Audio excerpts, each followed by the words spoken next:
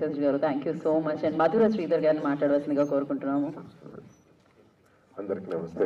చాలా రోజుల తర్వాత మాట్లాడుతున్నాను. ఫస్ట్ ఆఫ్ ఆల్ ట్రైలర్ చాలా నచ్చింది, సత్య ట్రైలర్. ఆర్టిస్టులు చాలా బాగున్నారు, చాలా చాలా టాలెంటెడ్ ఉన్నారు. అమరేష్ అండ్ ప్రార్థన. And good luck brother, director, you did good job వాలి. యా, ఇంకా శివ ఎన్ని సంవత్సరాల అనుబంధం.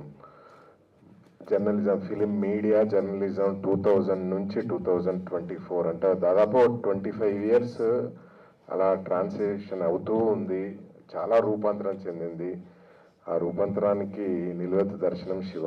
అప్పటి జర్నలిజానికి ఇప్పటి జర్నలిజానికి అతను అంటే హీఈస్ అ హిస్టరీ. అంటే చూడొచ్చు, ఎవ్రీ స్టేజ్ తనని శివ చూడొచ్చు.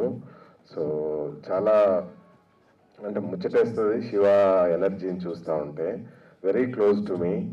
అలాగే నేను అంటే పర్సనల్ జర్నీ ఎలాంటిదంటే, నేను నా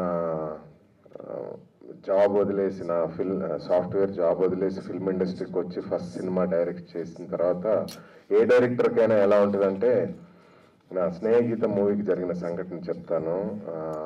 అప్పుడు ఉషా మయూరి అని ఆర్టీసీ క్రాస్ రోడ్లో ఒక థియేటర్ ఉండేదన్నమాట.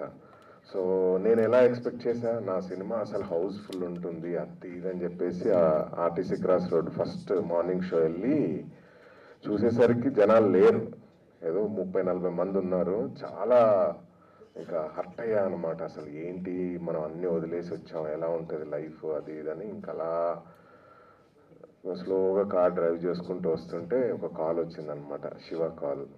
అన్న, నేను ఇప్పుడే నీ సినిమా చూశాను, I really loved it and you are going to be in the industry. నేను అప్పుడే అనుకుంటున్నా ఇండస్ట్రీ వదిలేసి వెళ్ళిపోదామని. తన call, you are going to be in the industry, I really loved it. అందరు కొత్తలతో చేసిన కూడా భలే చేసావు అది ఇదని. So that gave me lot of energy, confidence అన్నీ ఇచ్చిందనమాట. So Shiva is one of the reasons for me to stay in the film industry. So అందుకోసమే శివ ఫస్ట్ మూవీ అనగానే నిజంగా బాధ్యతలానే అనిపించింది, చెయ్యాలి మనం పక్క నుండి హెల్ప్ చేయాలి అని. So always with you brother. In future సినిమాలలో కూడా మా వంతు ప్రయత్నంగా మేము హెల్ప్ చేస్తాము. అండ్ సత్య ఈ 10th రిలీజ్ అవుతుంది, మంచి హిట్ అవ్వాలి. మొత్తం టోటల్ ఒక డిస్ట్రిబ్యూషన్లో తను